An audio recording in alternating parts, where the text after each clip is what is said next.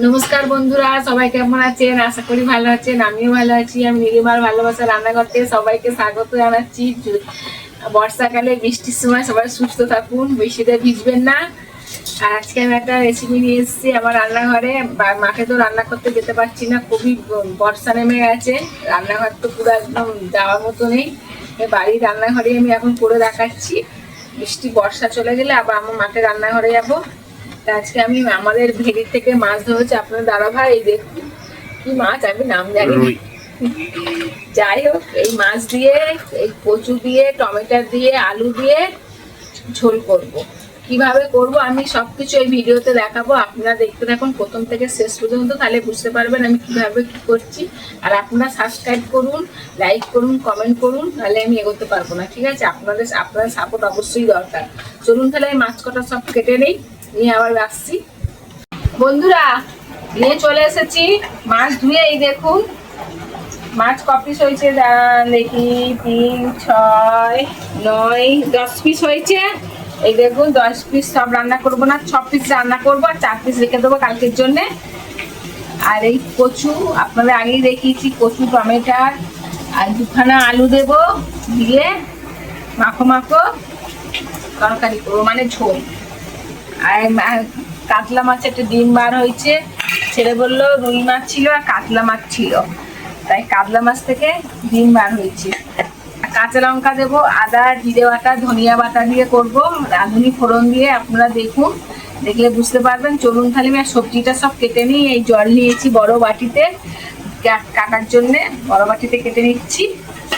এই থালা নিয়েছি, সবজিগুলো কেটে ধুয়ে পরিষ্কার করে এই থালার মধ্যেই তুলবো, কেটে কুটে আপনাদের দেখাচ্ছি। আমি সবজি কাটছি মাছের ঝোলের জন্য।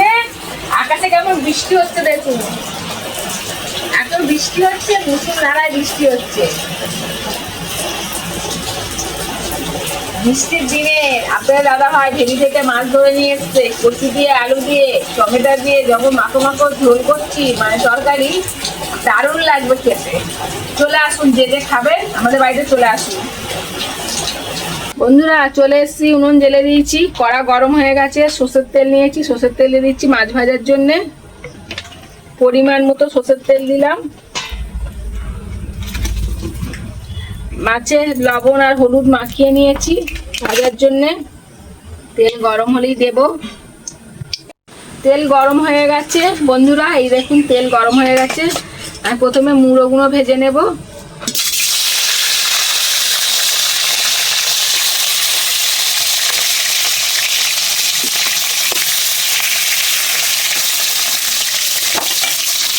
কড়া ঢাকা দিয়ে দেবো, ঢাকা দিলে তাড়াতাড়ি ভাজা হয়ে যায়।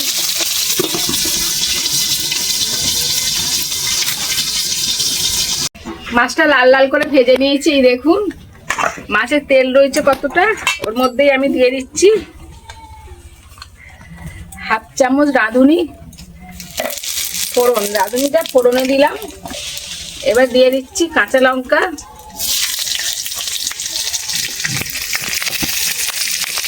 আলু দিয়ে দিচ্ছি, আলু আর এই দেখুন আলু দিচ্ছি আর কচু দিয়ে দিচ্ছি। ভালো করে নেড়ে করে ভেজে নেব। আর এই আদা টুকরো নিয়েছি, আদাটা আমি শিলনোড়াতে বেটে দিচ্ছি।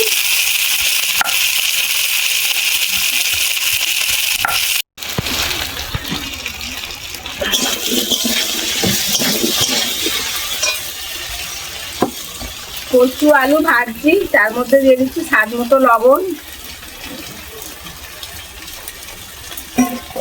1 চামচ হলুদ।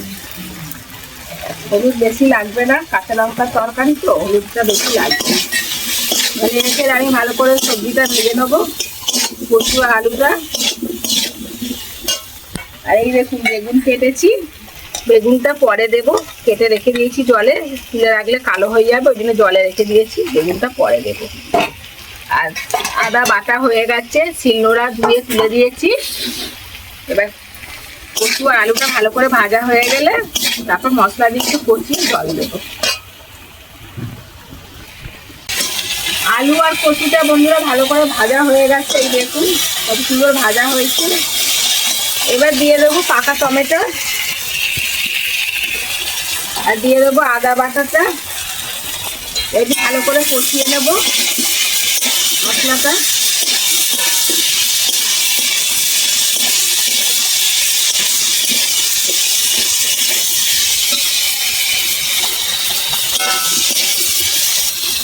আর 1 চামচ ধনিয়া গুঁড়ো আর জিরে গুঁড়ো পেস্ট করা আছে একসাথে, দিয়ে দেবো 1 চামচ। এবার একটু ভালো করে কষিয়ে নেব যাতে কাঁচা গন্ধটা কেটে যায় আদা।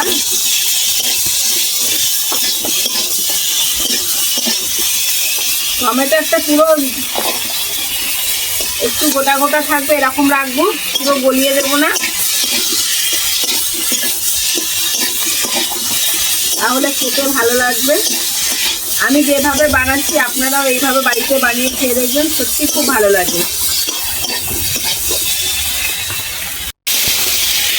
এই দেখুন মশলা থেকে তেল ছেড়ে দিয়েছে, এই দেখুন খুব সুন্দর হয়েছে। এবার আদা বেটে যে স্টিম দেওয়া জলটা আমি দিয়ে দিচ্ছি, আরো 1 ঘটি জল দিচ্ছি, আর 1 ঘটি জল দেবো।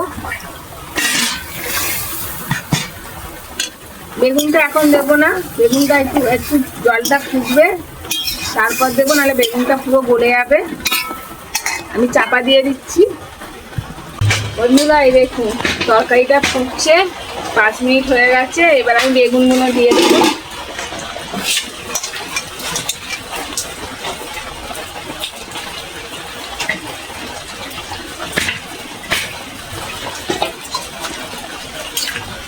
একটু নেড়ে চেড়ে দেবো। টমেটোর গুঁড়ো ঘাটবো না, টমেটোর গুঁড়ো আমার খেতে খুব ভালো লাগে বলে আমি টমেটোর গোটাই দিয়ে রেখেছি। আবার চাপা দিয়ে দেবো। এবার 10 মিনিট ধরে ফুটিয়ে নামিয়ে দেবো। কচুটা একটু গলার জন্য একটু টাইম নিতে হবে। 10 মিনিট পরে দেখা হচ্ছে।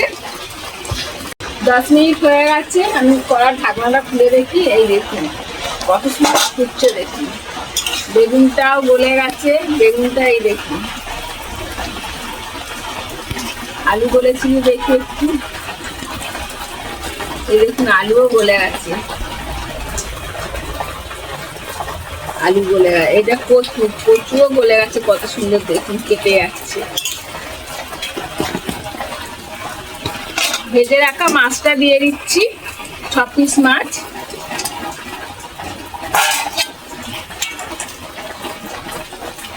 আর 2 মিনিট ফোটাবো, ফুটিয়ে নামিয়ে নেবো। দেখুন বন্ধুরা এই দেখুন ঝোলে পুরো সর পেতে গেছে, এই দেখুন এই ধার দিয়ে।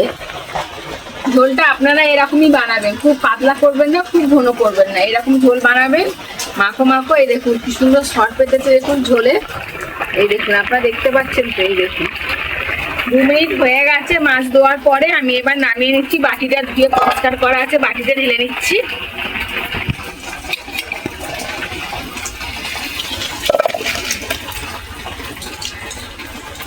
আর রাঁধুনি ফোড়ন দিয়ে করলে সত্যি খুব ভালো লাগে। এটা সিলভারের বাটি তো, গরম হয়ে গেছে। এই দেখুন কত সুন্দর ঝোলটা হয়েছে, দেখেছেন? চলুন তাহলে আগামী ভিডিওয় আবার দেখা হচ্ছে। সবাই ভালো থাকুন, সুস্থ থাকুন, আর বৃষ্টি থেকেও ভিজবেন না। বৃষ্টিতে ভিজে ঠান্ডা লেগে যাবে, ঠান্ডা লেগে গেলে জ্বর হবে, শরীর খারাপ করবে। তখন আর সামনে মেলা আছে, আপনার তাহলে দেখতে পাবেন না। রথ চলে গেল, আরো মেলা আছে, অনেক রকম মেলা হয়, আমাদের এখানেও হয়। আপনাদের কোথায় কোথায় মেলা হয় আমাকে কমেন্টে জানাবেন। টাটা বাই বাই, সবাই সুস্থ থাকুন আর আমার ভিডিও দেখতে থাকুন।